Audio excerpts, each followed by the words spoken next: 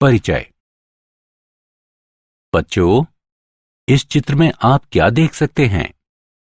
Sir, हम एक कुत्ता और उसका पिल्ला देख सकते हैं। सही। इस चित्र में बने बीज क्या समरूप आम का पौधा उत्पन्न कर सकते हैं? नहीं, आम का पौधा आम के बीज से ही उत्पन्न हो सकता है। तुम सही कह रहे हो। तुम्हारे पिताजी के समान कौन दिखता है, तुम या तुम्हारा चचेरा भाई? मैं अपने पिताजी के एकदम समान दिखूंगा। नहीं, समान संतति उत्पन्न करने की यह घटना विभिन्न जीनों की वंशागति पर निर्भर करती है।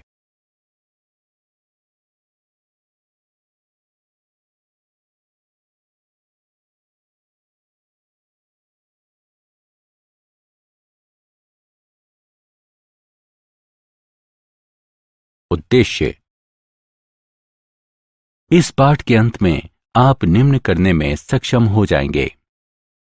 मेंडल के वंशागति के नियम समझना, एक जीन के वंशागति प्रतिरूप को समझना, वंशागति के विभिन्न नियमों की पहचान करना, पनेट वर्ग और इसकी गणना को समझना, परीक्षार्थ संकर की पहचान करना।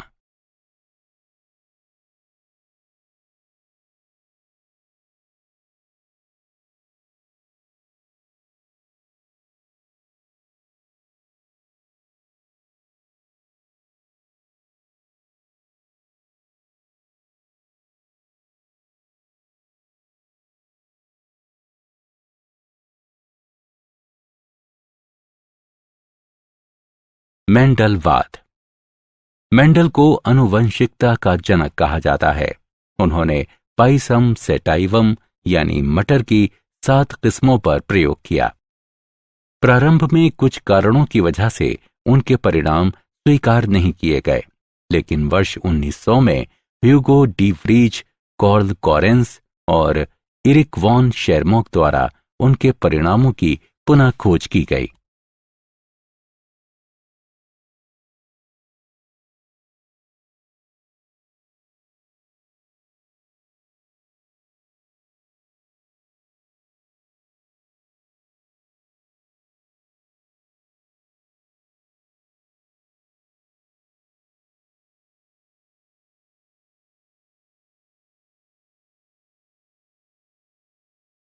पाइसम सेटाइवम मटर का पौधा, इसके 7 विशेषक। मेंडल द्वारा अपने प्रयोग के लिए पाइसम सेटाइवम के चुने गए 7 जोड़े विपरीत लक्षण के थे।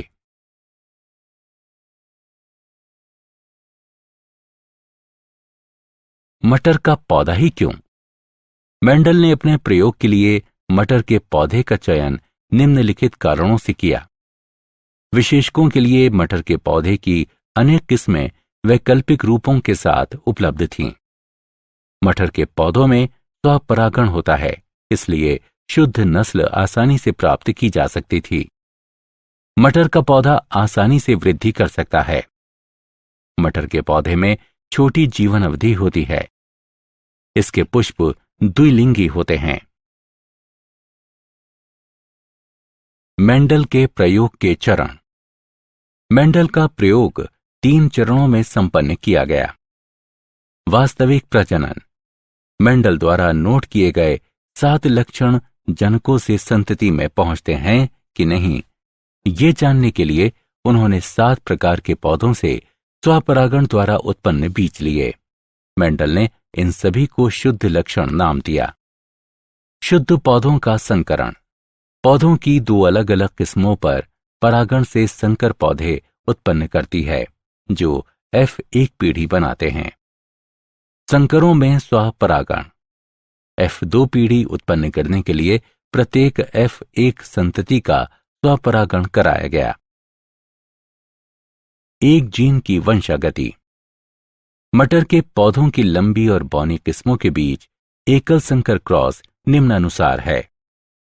एकल संकर क्रॉस के परिणाम। जीन। मेंडल ने देखा कि कुछ स्थायी कारक अपरिवर्तित रूप में जनक से संतति तक अग्रसित होते थे। ये कारक जीन कहलाते हैं। अलील, जीन जो विपर्यास विशेषकों के युग्म के लिए संकेत होते हैं, अलील कहलाते हैं। समयुग्मजी जीव, अलील के समान युग्म वाले जीव। विषम युग्मजी जीव, अलील के अलग अलग युग्मों वाले जीव। एकल संकर क्रॉस, प्रभावी जीन, अलील जो अभिव्यक्त होते हैं। अप्रभावी जीन, जीन जो अभिव्यक्त नहीं होते हैं या प्रभावी जीन की अनुपस्थिति में अभिव्यक्त होते हैं। जीनोटाइप, किसी लक्षण की संबंधित अभिव्यक्ति के लिए आनुवंशिक संगठन। फिनोटाइप, दो जीनों के संयोजन के कारण दिखाई देने वाली दृश्य अभिव्यक्ति।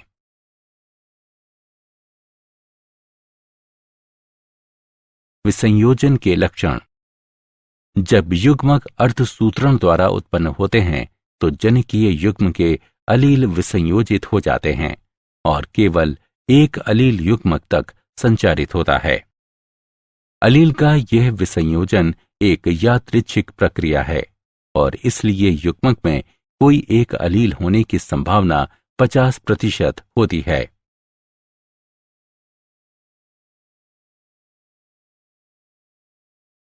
पनेट वर्ग, पनेट वर्ग आनुवंशिक संकरण में संतति के सभी संभाव्य जीनोटाइपों की प्रायिकता की गणना करने को एक आलेखीय निरूपण है।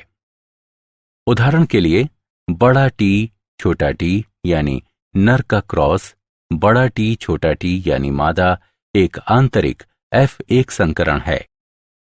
निम्नानुसार पनेट वर्ग बनाने के लिए एक जनक के अलील के एक सेट को सबसे ऊपर रखें और दूसरे जनन के अलील का दूसरा सेट एक तरफ रखें।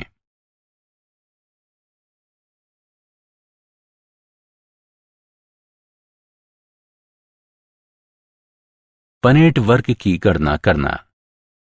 निम्नलिखित उदाहरण में दर्शाए गए रूप में अलील को केवल एक साथ जोड़कर संतति की अलील संरचना का निर्धारण करें। इस तरह के संकरण से F2 पीढ़ी में निम्नलिखित परिणाम प्राप्त होंगे। 3 लंबे पौधे और 1 पौना पौधा, 3/1 फिनोटाइप अनुपात। 1 समयुग्मजी लंबा, 2 विषम युग्मजी लंबे और 1 समयुग्मजी पौना पौधा यानी 1/2/1 जीनोटाइप अनुपात।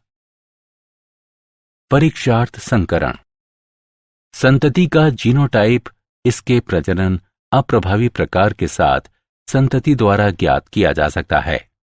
ऐसा संकरण परीक्षार्थ संकरण कहलाता है। उदाहरण के लिए लंबे पौधे के फिनोटाइप में जीनोटाइप 2 बड़े टी या बड़ा टी छोटा टी हो सकता है। इसका जीनोटाइप निम्नलिखित तरीके से निर्धारित किया जा सकता है। पहली स्थिति में सभी पौधे लंबे होते हैं।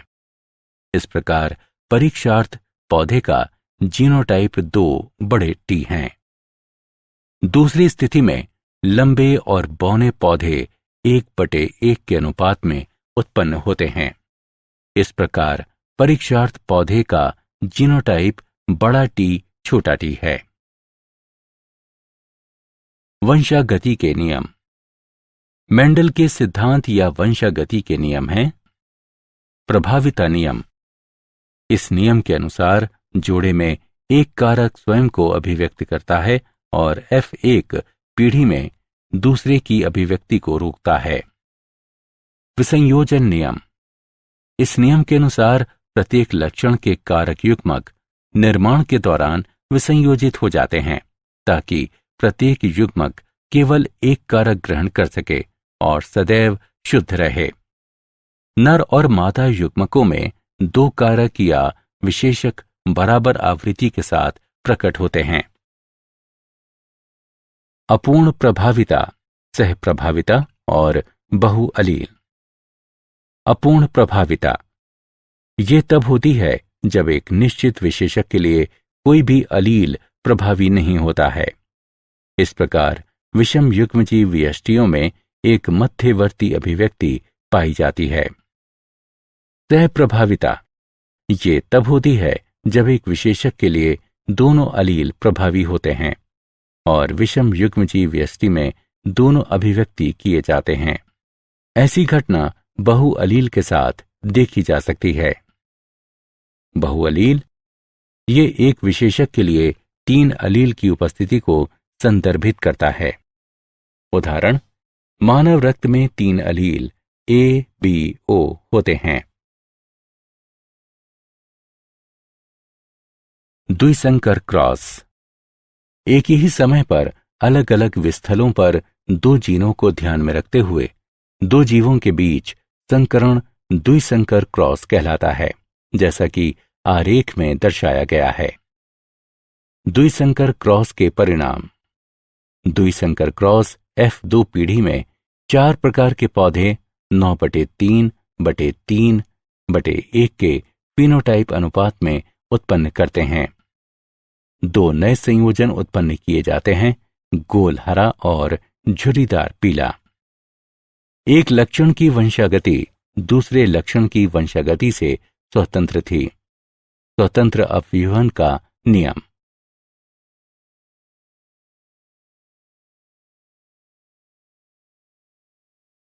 स्वतंत्र अपव्यूहन का नियम। स्वतंत्र अपव्यूहन का नियम समजात गुणसूत्र के विभिन्न जोड़ों में स्थित कारकों या अलील के विभिन्न लक्षण युग्मक निर्माण के दौरान अपने विसंयोजन में एक दूसरे से स्वतंत्र होते हैं और निषेचन द्वारा संतति में एक साथ आ जाते हैं। क्या आप जानते हैं, पादप जीनों का अध्ययन करने के लिए मेंडल के नियमों का अनुप्रयोग द्वितीय पीढ़ी के जैव ईंधनों के लिए महत्वपूर्ण संपृक्त ऊर्जा फसलों को उत्पन्न करने के लिए लागू किए जाते हैं, जैसा कि सोयाबीन उत्पादों की किस्में। सारांश। आइए हमने जो कुछ सीखा है उसे संक्षेप में दोहराएं।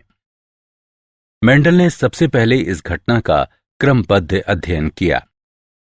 मेंडल ने बताया कि लक्षणों के नियामक कारक, जिन्हें बाद में जीन कहा गया, जोड़े में पाए जाते हैं, जो अलील कहलाते हैं। उन्होंने देखा कि संतति में लक्षणों की अभिव्यक्ति भिन्न प्रथम पीढ़ी यानी F1, द्वितीय पीढ़ी F2 और अगली पीढ़ियों में एक निश्चित प्रकार से होती है। अप्रभावी लक्षणों की अभिव्यक्ति केवल समयुग्मजी अवस्था में होती है। द्विसंकर क्रॉस में अभिव्यक्त फिनोटाइप अनुपात 9/3/3/1 है। वंशागति के 3 नियम प्रस्तुत करते हैं: प्रभावी विसंयोजन का नियम और स्वतंत्र अपव्यूहन का नियम। मानव रक्त समूह में एक विशेषक A-B-O के लिए 3 अलील होते हैं। अपूर्ण प्रभाविता तब होती है जब एक निश्चित विशेषक के लिए कोई भी अलील प्रभावी नहीं होता है।